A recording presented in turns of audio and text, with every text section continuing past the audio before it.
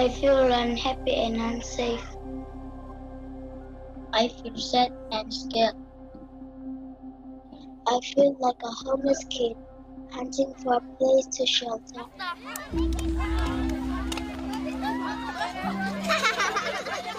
I keep looking at their photos, thinking, what would I tell them upon my return from Glasgow?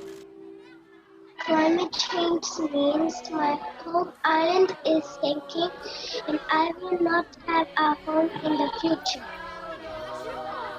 I feel scared of losing my beloved Tuvalu.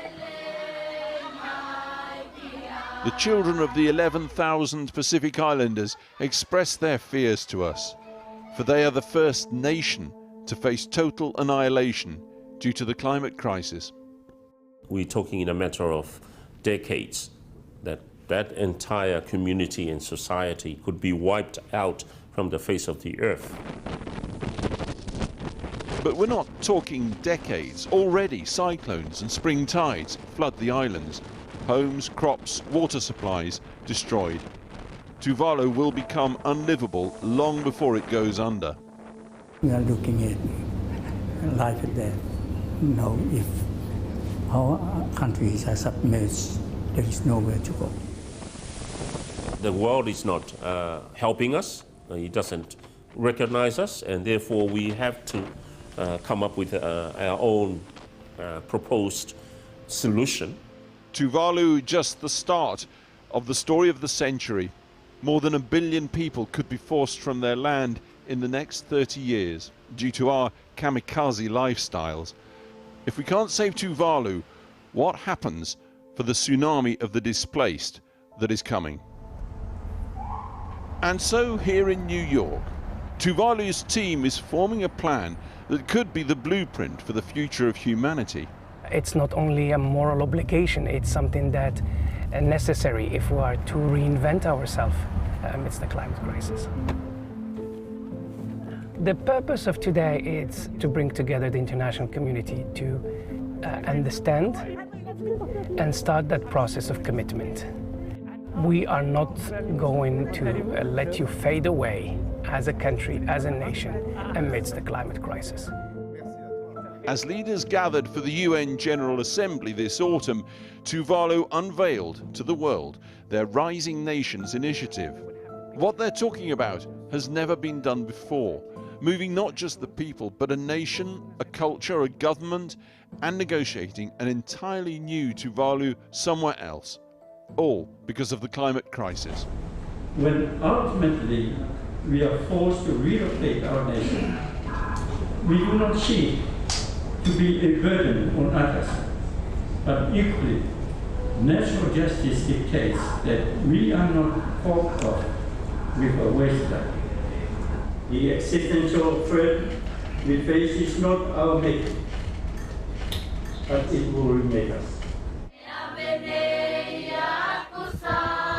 This enforced rebirth requires the world to guarantee that Tuvalu is not dispersed into fragments, but remains whole, keeping all that's special about their island culture. Tuvalu is special to me because it is my home. The beautiful ocean, the clear sky, and the sandy beaches. I get to eat fish every day. I play in the sea. It's peacefulness and loving people, culture and friendliness of its people.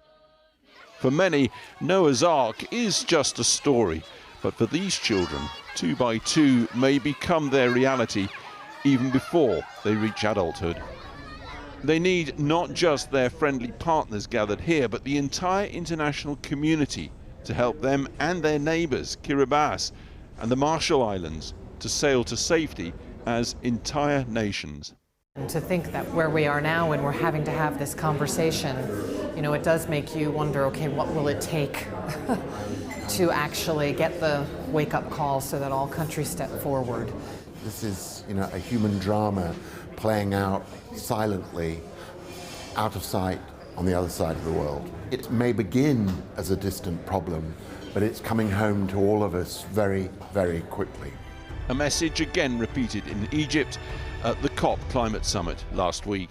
It is either a climate solidarity pact or a collective suicide pact. A suicide being fast-tracked by the big polluters and big oil. While they are profiting, the planet is burning. 1.5 to stay alive, and I take no pride in being associated with having to repeat it over and over and over. It's really frustrating because we have been talking about the same issues for several years in the COPs. So it's about time that larger countries now are able to just to deliver rather than keeping on promising this and that. For the first time in COP's history, a breakthrough. Tiny island states finally forced money for loss and damage onto the agenda. If agreed, finance which could help buy the islands a little more time. But the inevitable is coming. For many, the thought of losing their homeland still unthinkable. It's terrifying, especially when you have your kids and grandkids with you. It never escapes my mind 24/7. The gravity of the problem, what needs to be done. Please don't take away my future. Save my home island Tuvalu.